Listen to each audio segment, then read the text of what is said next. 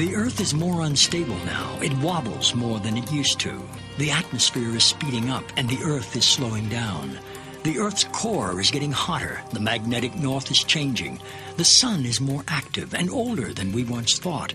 Everything is more unpredictable, and humans seem always willing to push things to the limit.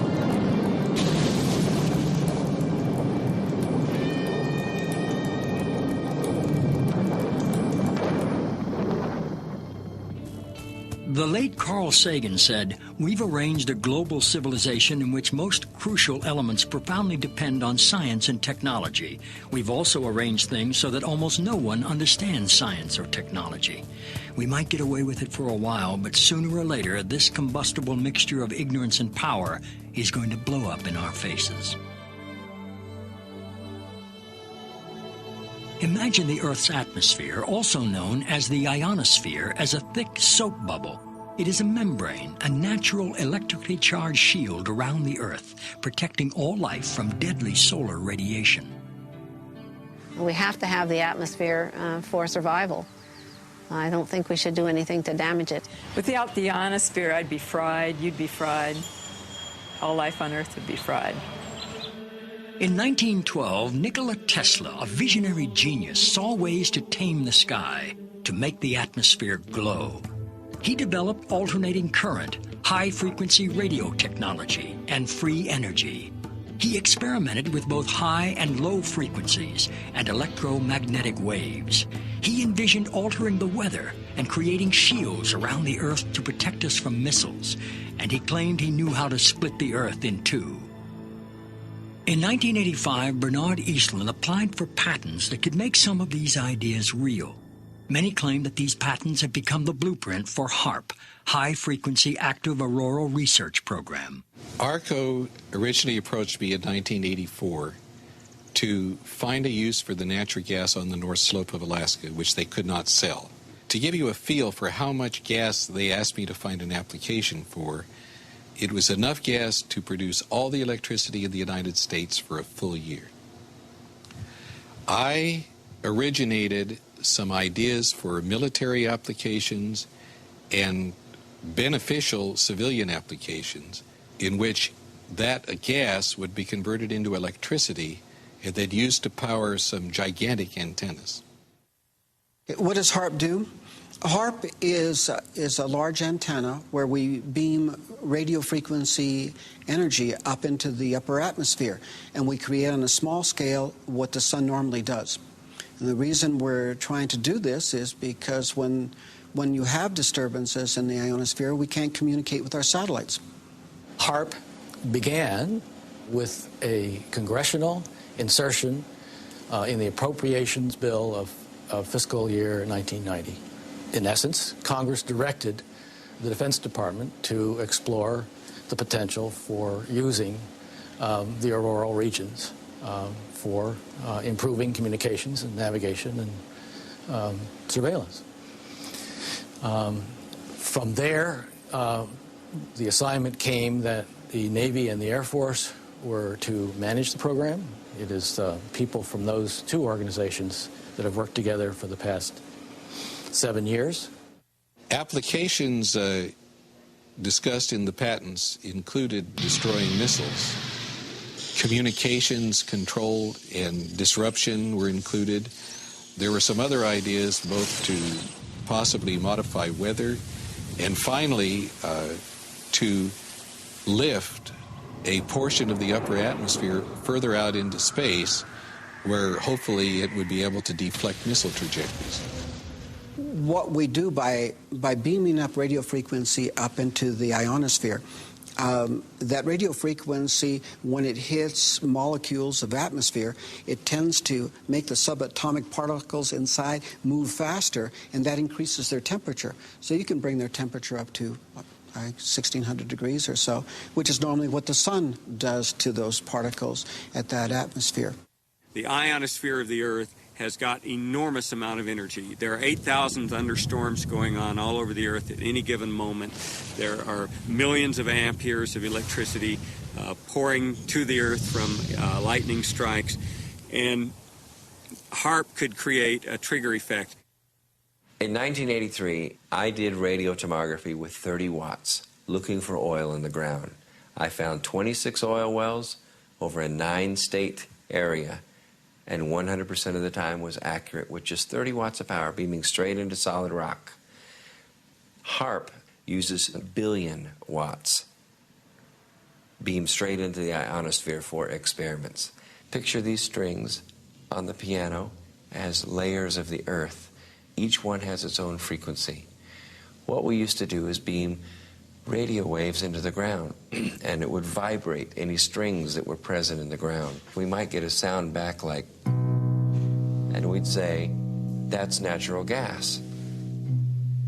We might get a sound back like, and we'd say, that's crude oil. We were able to identify each frequency. We accomplished this with just 30 watts of radio power. If you do this with 2 billion watts, the vibrations are so violent that the entire piano would shake. In fact, the whole house would shake. In fact, the vibrations could be so severe underground that could even cause an earthquake. While we feel that HAARP is a unique facility, it's not the only one like it in the world.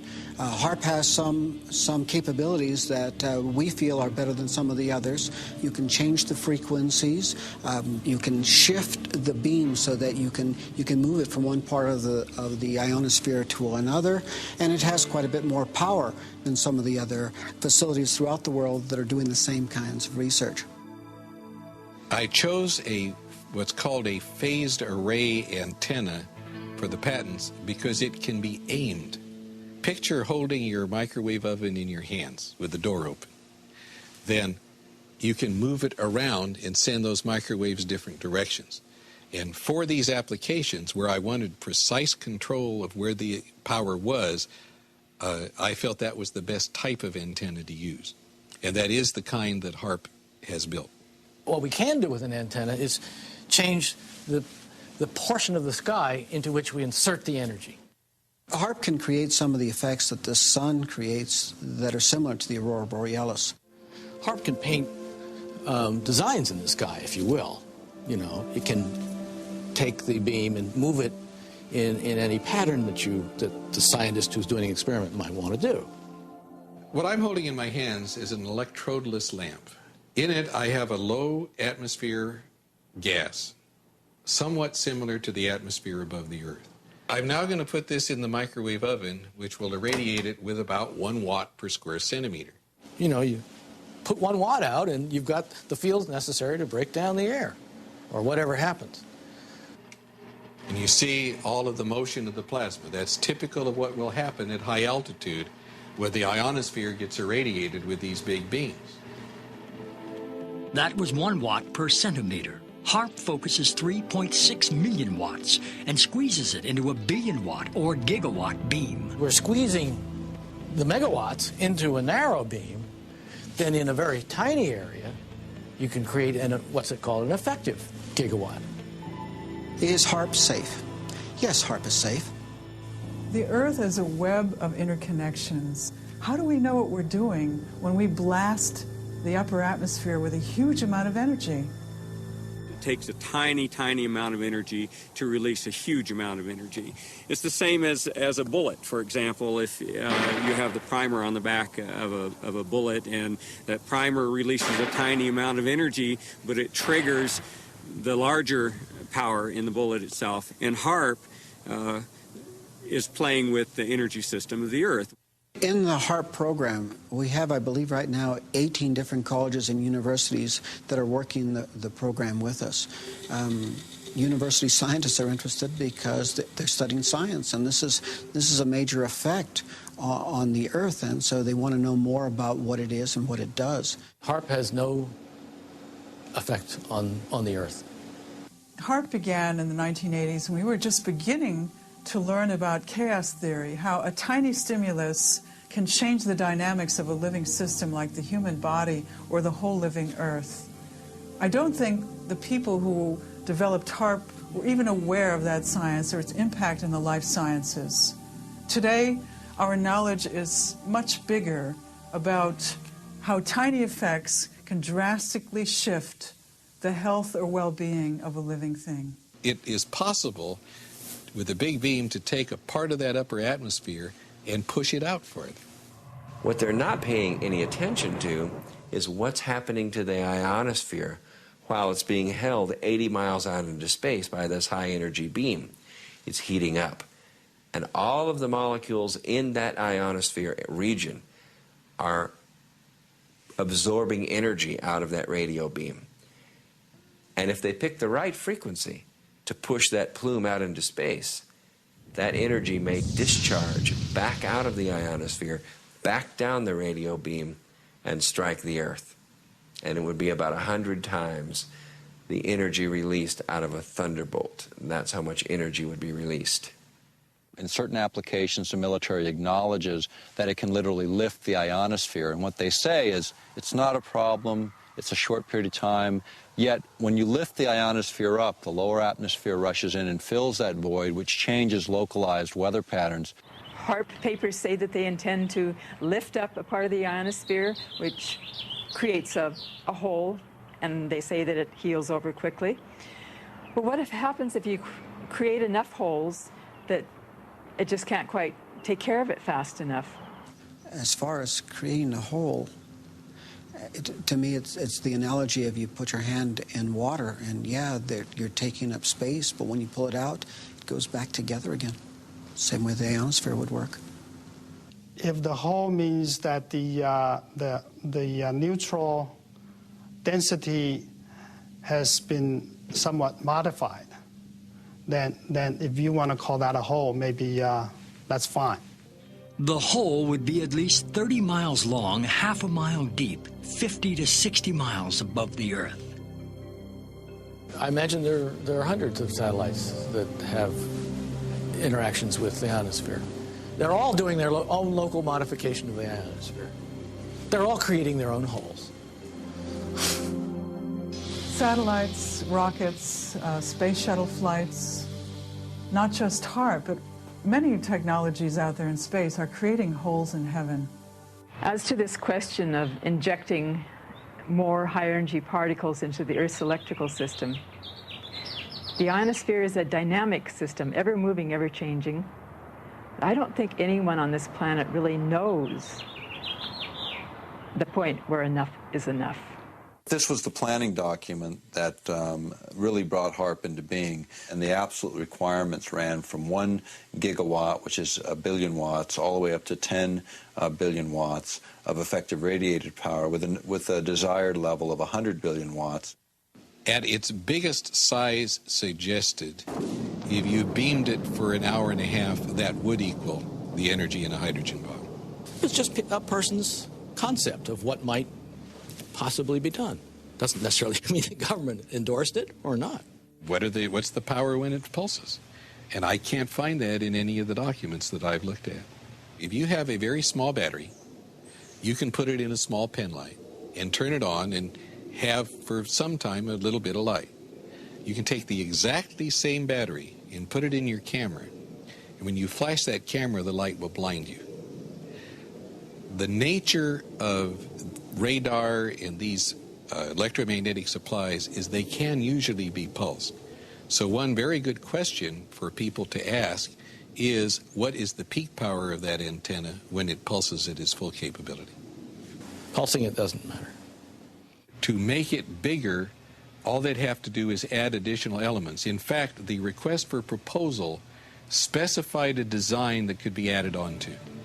The first module is what's called a developmental prototype, and that's 48 antennas in a 6x8 array.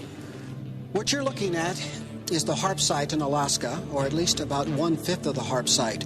When this is completed, you'll see about 180 of these poles. Together, those 180 poles make up one single antenna, designed along with these cross members and a wire mesh here to send all the information, all the radio frequency energy that is generated by these trailers up into the ionosphere. As they acknowledge in their papers when they say, we don't know what will happen when we push it to the next level of effects. The military record explains it as phase 1 of a multi-phase project. It's going to get bigger, it's going to continue, and that's again why we're concerned. There's always a limit to everything, although we don't know exactly where that limit is. We are surrounded and bombarded by millions of megawatts of natural energy because the sun blows a solar wind which crashes towards the Earth. Since the Earth is a giant magnet, the magnetic field called the magnetosphere protects us. HAARP's original patents were designed to distort or alter the magnetosphere. It's interesting to compare humans and the Earth. The Earth has a magnetic field. Humans actually generate a magnetic field too, especially in our hearts and brains. Every cell in our body has a powerful magnetic substance called magnetite, which responds sensitively to magnetic fields in our environment. If HAARP is altering the magnetosphere, which is the magnetic field of the Earth and all around it, surely this will have an effect on our health and on our physiology. HAARP's combined antennae generate a focused billion-watt high-frequency radio beam, which penetrates the lower ionosphere and interacts with the currents of the auroral electrojet. During this modification, this pulsing beam stimulates the ionosphere, creating ELF waves which can move great distances through the lower atmosphere and penetrate into the Earth to find missile silos, underground tunnels, and communicate with hidden submarines. There's a current flowing through here called the auroral electrojet. You deposit energy in there, you're changing the medium, okay, and you're changing the current, and you're generating ELF and VLF waves. In simple terms, the electrojet is a river of electricity high above us.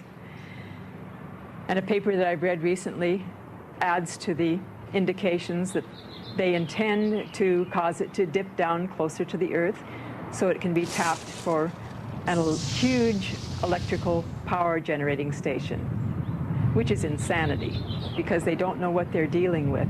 They're dealing with the planet's electrical system. The electrojet affects global weather. Sometimes during a magnetic storm, for instance, it touches the Earth.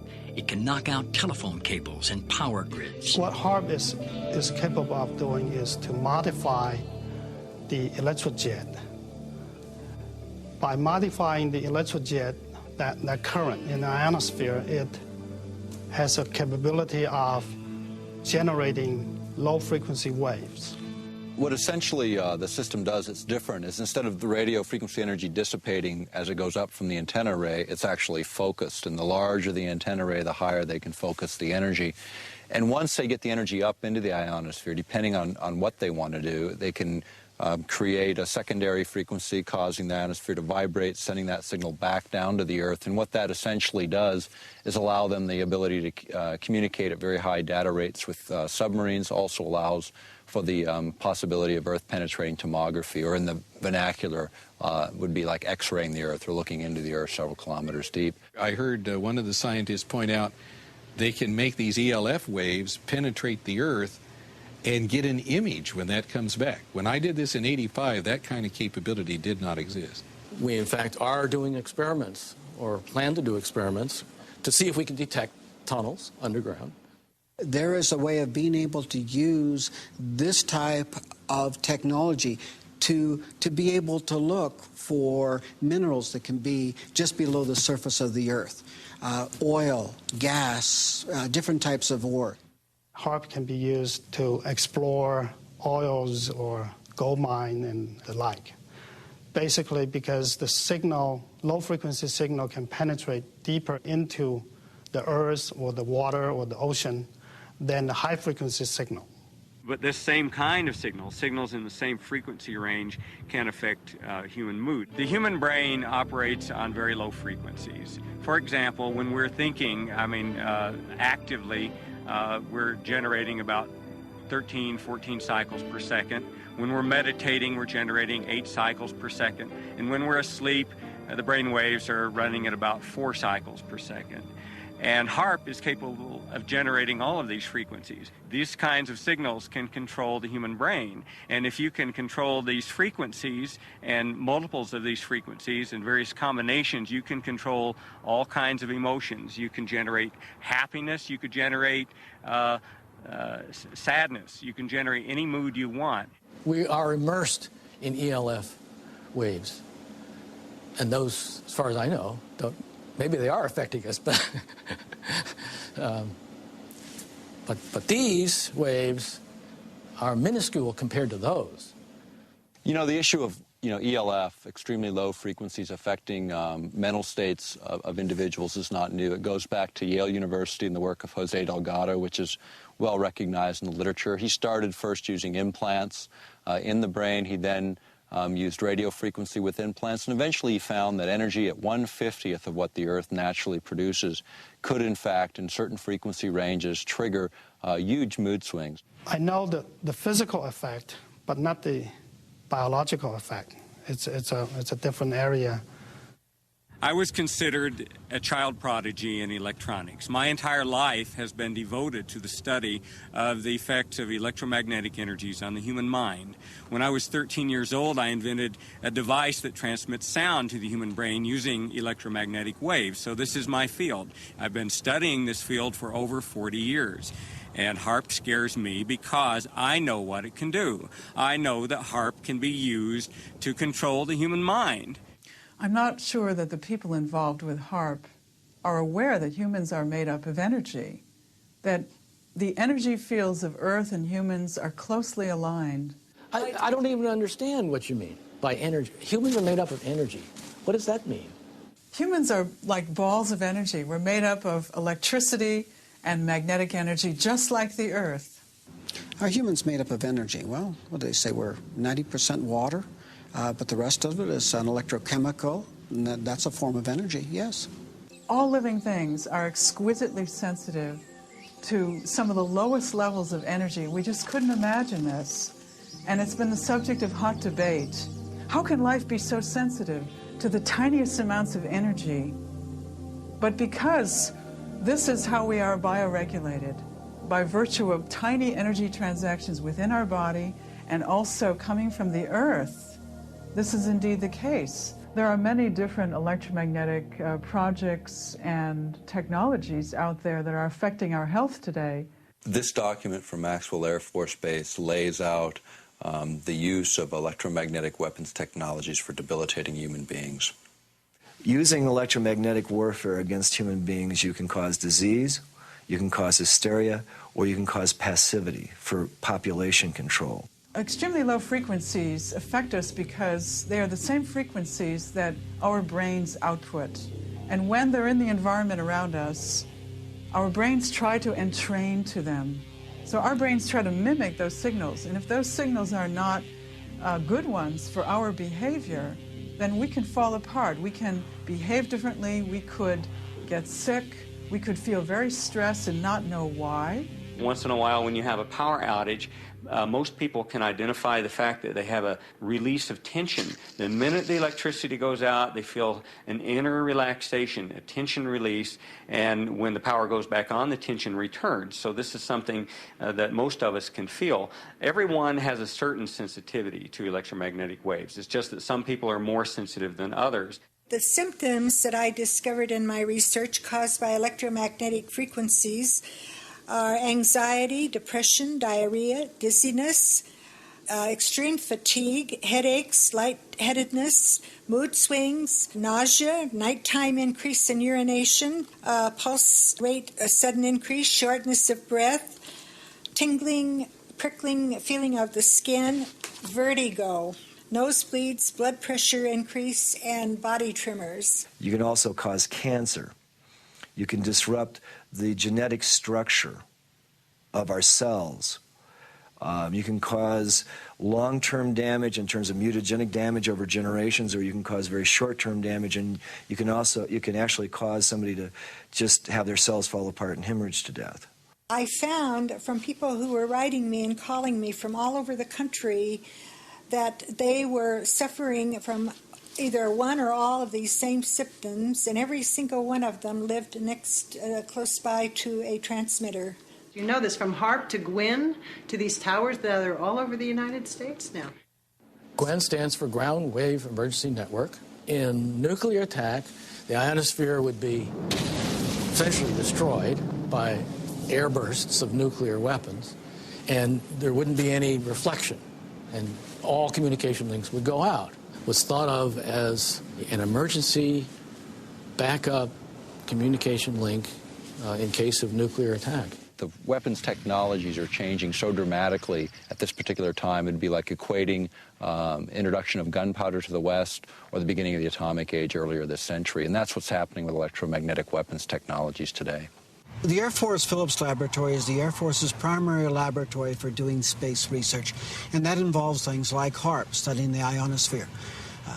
Anything the Air Force needs for space, we look into, and that includes weapons for space application, one of which is developing plasma toroids, projectiles made of plasma, essentially the atmosphere of stars, being able to harness that energy and to be able to fire it at a target. We have a device called Shiva. Shiva is a large capacitor bank. Capacitors store electrical energy.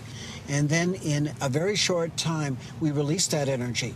In about 100 millionths of a second, we will release the same amount of energy as the entire U.S. electrical production for that same instant in time, where the electrons rip from their orbits and you have a soupy gaseous mixture, thousands of degrees hot. Potentially a very serious weapon. Electromagnetic warfare can also be used in coordination with ionospheric warfare. After I had actually left the program in 1987, one of the last communications I had with ARCO indicated that there had been a contract awarded for ionospheric warfare studies. I have not heard of ionospheric warfare. I don't even know what the term means. In other words, using the ionosphere as an amplifier and as a broadcast medium. What we're actually doing with the ionosphere at that point is we're not just reflecting a signal, we are amplifying the signal. We are causing it to become much, much more intense, hundreds of thousands of times more intense than it would have been otherwise. We're broadcasting that signature over a large area of the Earth. HAARP says it's not producing a weapon. HAARP cannot be used as a weapon. Some of our critics have argued that HAARP is only the beginning and could be a major weapons system. That just isn't true. What HAARP is basically a ground-based Star Wars weapon technology. I'm the Attorney General and Environmental Program Manager for the Upper Cook Inlet Environmental Protection Consortium. And we've been working on HAARP for many years. And they've located HAARP at Gakona because of the magnetosphere is closest to the surface of the Earth. And they need that magnetic pole to do their shots into the ionosphere and stratosphere. With HAARP and however long it's been on the drawing board, the people here haven't known about it that long. And it changed from one thing to another. And what a lot of people are not aware of is it's ground-based Star Wars technology. And the United States Congress has said that they quit funding Star Wars. So they call it everything else but Star Wars to get it funded. I just don't know whether it's an outgrowth of Star Wars. The application described in the 1991 patent would be such that if anybody were to fire a missile from any direction, anywhere, to another point on Earth, it would intersect this relativistic layer and be basically exploded. I've never been asked whether this is an outgrowth of Star Wars or not. As a scientist, you do like to be recognized for things you've done. And because I couldn't write to the press, I'm under ARCO confidentiality, I sent a letter to Lord Cook, the chairman of the board of ARCO, and received actually a very nice letter back complimenting me for my contributions and assuring me that they would inform the HAARP people of my contribution. There was never any intention to build anything associated with what Mr. Eastland had proposed in his patent. If you read the patents, I was thinking of ways to use it defensively. One was as an anti-satellite device. You could make these electrons in space and hurt a satellite. That could be used either for offense or defense. We could hurt the enemy's communications while maintaining ours, and I was interested to note that that was one of the things said in the HAARP basic technical document. Star Wars was the state-of-the-art military technology of the 80s. But in the 90s and in the new millennium, it's going to be electromagnetic warfare. What we do know about electromagnetic systems and electromagnetic warfare is becoming even more interesting. As late as April 28, 1997, U.S. Secretary of Defense Cohen announced at University of Georgia that, in fact, geophysical warfare was becoming a more intense problem. In fact, they even speculated that terrorist organizations would have systems that could modify weather, create volcanic eruptions, or even cause earthquakes using electromagnetic waves. You know, earthquakes is another thing. We have had a lot of them, a lot of volcanoes more in the last few years. Whether or not that is just a cycle of happenings, because we've had a history of earthquakes and volcanoes throughout recorded history, but it just seems to me like that it's coming more often, and that there has to be some connection with some of the things that we as humans are doing to our Earth. The issue of earthquakes has been, looked at by other specialists, even going back to the work of J.F. Gordon MacDonald when he was at UCLA in the late 60s. He was also a science advisor to Lyndon Johnson. He's a specialist in geophysical warfare. He asserted then if you could ever get enough energy in at just the right frequency and just the right waveform, you could in fact trigger these kinds of events. And I think that's exactly what the Secretary of Defense, Cohen, was saying just a few days ago, was it's this idea that now terrorists may possess this kind of technology. It's obvious. I mean, if we're concerned that terrorists have it, we certainly do. Back in 1912, Nikola Tesla said it was possible to split the planet by combining the correct vibrations with the resonance of the planet itself. The idea of affecting weather for many people, it gets to the point where you say, well, can that even be real? And when you go back in time, even to 1976, the United States, along with over 60 other countries, signed an accord where we agreed to not use weather manipulation as a weapon of war. This is before biological and chemical treaties, before many of the nuclear disarmament treaties. And yet, that was such a big threat in 76. Has the science progressed? Certainly. We're in this sea of energy. We're in a sea of gases. We're in a sea of particles that are charged. And they're moving constantly, just like a current in the ocean, just like the wind in the atmosphere. This current forms. And you draw and you attract these particles. Well, Wilhelm Reich attracted these particles. He pointed it at the sky and he said, you want clouds to be built there? You got a drought? He would point the device at that place and clouds would form there. In the 40s, there was interest in weather modification. That by the 50s, there was actual experimentation in that area. By the 1960s, that area had advanced substantially. Well, there have been programs with salting clouds, salting things with silver iodide, and there's been some experiments where people from airplanes threw chaff out, the little pieces of metal, and tried to get those to absorb power. We have done such damage to the thermal balance, to the hydrologic balance of this planet at this point. We are seeing more and more disasters. You have to watch the news. You have to notice these things. You can't just take Prozac and forget about it, and the next day you see the whole Ohio River Valley was just flooded. Billions of dollars of damage. Thousands and thousands, tens of thousands of people left without homes. And they actually say that they can make weather. Well, tell me, have you noticed any good weather here lately? The thing that people don't take into account is we are changing the entire density of our atmosphere, the viscosity of the atmosphere's ability to flow and be fluid, to be freely flowing. We're changing that. Today we have a number of technologies, not just HAARP, but satellites and other ionosphere heaters placed in strategic locations all over the world that can create the disruptions in lightning. Here's a paper that was recently unearthed that talks about creating what's called a highly ionized column up through the atmosphere. It might trigger lightning if lightning was ready to occur, and suddenly this conductor was thrust in the middle of, into the situation, then yeah, it could. If you beam this radio wave into the ionosphere and you continually charge it up, not only are you sending energy into the ionosphere, but you're providing a path for energy to come back down out of the ionosphere. In other words, they can create a massive discharge of lightning, bigger than anything we've ever seen on this planet. And if you aim the beam at the down, and it happens to be in a region where there's a lot of charge, you can initiate a discharge in that area, perhaps.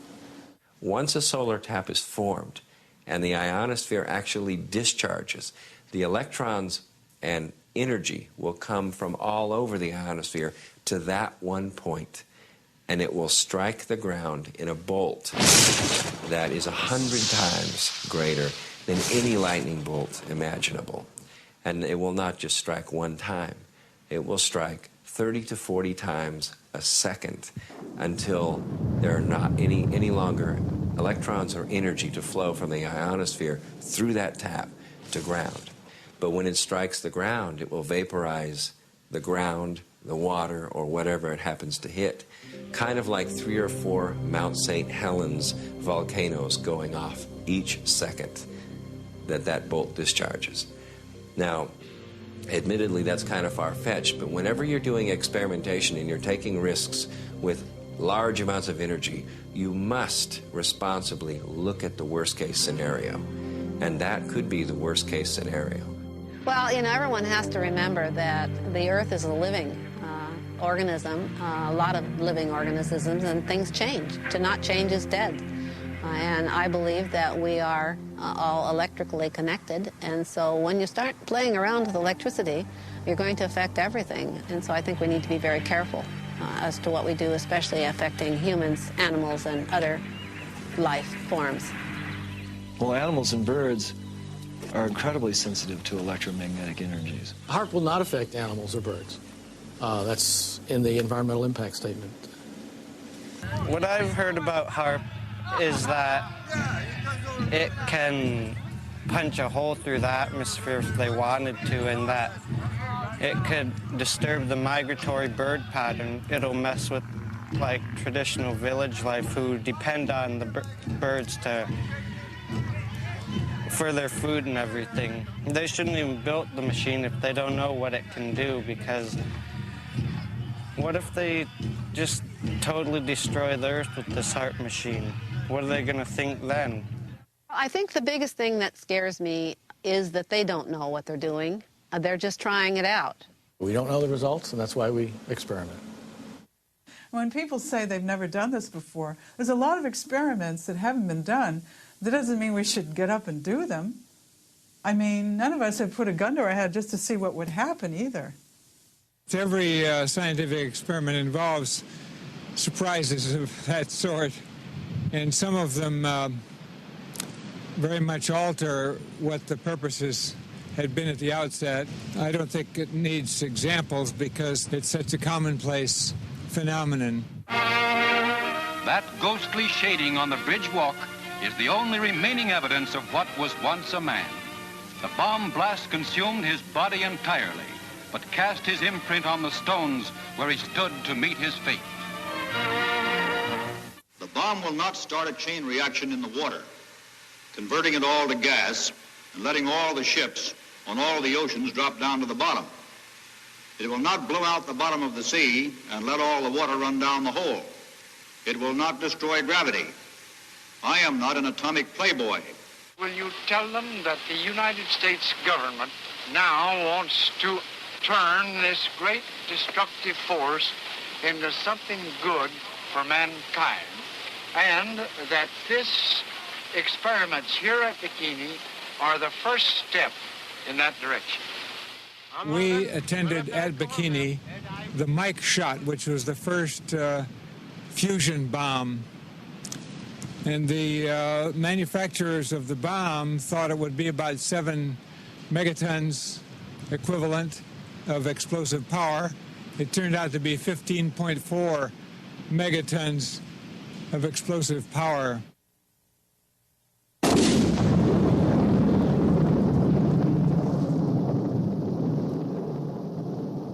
Their island was much more contaminated than had been presumed, and the radiation from that weapon contaminated the ocean. It's just like with DDT, remember? We were told that that wasn't harmful, and they drove through the streets and actually sprayed DDT from trucks on school children while they were eating lunch. Is HAARP 100% safe? I don't think I would categorize any radio transmitting system as 100% safe. We have made it as safe as we can. We have followed all the standards. that are applicable? There are no standards because we have no intimate knowledge of how Earth and life work together. Many times we've experimented on various different things and that it didn't turn out the way we expected it to. It can get as big as what's been determined to be safe in the environmental impact statement. It can't go any bigger than that. The environmental impact statement was funded by the Air Force and the Navy, the people that are running the program. When you look at the Earth itself, you think about the Earth and how it releases energy naturally. You can look at earthquakes and what we know about them over 30 years is they're increasing in depth, frequency, and magnitude. You can look at weather patterns. And what everyone knows, at least in this country and most of the world now, is weather patterns are going through dramatic shifts that are blamed on any number of factors. And you can also look at tidal heights in the North Sea, which have been steadily rising over a 30-year period as it's been charted. All of that indicates releases of energy. And then in the midst of this natural releases of energy, we're going to inject billions of watts of power into the magnetic lines of force. What this will do, they don't really know because they've never been at these power thresholds before. Safety is the main consideration here. Aircraft safety, radio frequency safety. The environmental impact statement is the governing document, and anybody that has an environmental concern that we have not addressed in this should come to us and let us know about it. There's no independent scientific committee looking at this outside of the military. There's no physiologists or bioscientists involved in this project from the military looking at those bioeffects. We think it's a narrowly focused program in the sense that the bulk of it is military-driven. That's what's driving the budgets, and that's what's driving the program. The military research is one line of work, and I would say the medical research is another line of work, and for most part, these two groups are not talking to one another. There are a number of scientists like myself who are concerned about this, who are in fear of what HAARP could do to the planet. Not only mind control, but weather changes, possible earth changes, earthquakes, things like that. And we all need to band together. We need to contact each other over the internet. We need to lead a discussion on this, and scientists need to contact their government representatives and tell them what they feel about this. Our critics have talked about HAARP and some of the problems they perceive. If anyone, any group, individuals, whatever, were concerned, they're welcome to tour the site. They're welcome to put together an independent team of their experts to come onto the site and to review what it is we're doing. We have absolutely nothing to hide. We need to bring in people from all walks of life to study the possible consequences of this technology. We don't know the effects. I don't think we should move blindly forward and just do these experiments. We were recently invited to Brussels to speak to a group of parliamentarians in an organization called Global International. And we were able to present HAARP as an issue to over 60 parliamentarians from 40 countries. And what was important is it really was the first time many of these folks had heard much about this project. But I can tell you that the international interest has been growing. The scientific community is starting to wake up to the issue. And what we're seeing is more people willing to go forward and speak out. I'm concerned that the people who understand that all life is interconnected aren't the people that are making the decisions about these experiments on our ionosphere. What air I breathe, everybody else breathes. Water and air and the land, our life. Let's do what we have to do to protect it. As living systems, we're open systems, and we can't draw the line between where our boundary stops and where the boundary of the non-living domain begins. The Earth is a living organism. It's not something that's really outside of us. It's really an intimate part of who we are. And when we destroy it, we destroy ourselves. I have always asked that if anybody has a problem, come and let us see what the problem is. And if it's something we haven't addressed that we should have, of course we'll address it. The problem with government and the people right now is that people don't trust the government, and they have good cause not to, because so many times over the years they've not told them the truth. Well, the planet's electrical system is not there for us to exploit for Department of Defense purposes. It's there as a part of a whole beautiful, harmonious, interconnected system that supports all life on this planet. And we don't know everything that there is to know about it. It's not up to me to determine that it is or is not a valid expenditure of taxpayers' funds. It's not my call. And if Congress gives us the funds, evidently they believe it's worthwhile. I'm told to do this, and we are doing it. Those people who are in government, they tell me a lot of times that they're just following orders. My response is, so was Heinrich Himmler. He was just following orders. We're about to embark on another arms race. It's totally unnecessary. We're committing billions of dollars to this technology, and the question becomes is, where does it end? I mean, they figured $3 trillion on the entire nuclear adventure, and that's, 60% of the current national debt. Are we going to start that cycle again? Is it necessary to do that again? There's just no sense to make more of HAARP than there already is. It's intended to be for research, and that's all. So even though HAARP is small today, every major weapons program was small at its infancy. It's just we usually don't find out about them till 50 years later. In this case, we're finding out at the beginning phase, and this is a time for people to take and pay attention and look at this technology and determine, is this really a direction we want to go, and is it really necessary right now? HAARP is not a threat, it's a benefit.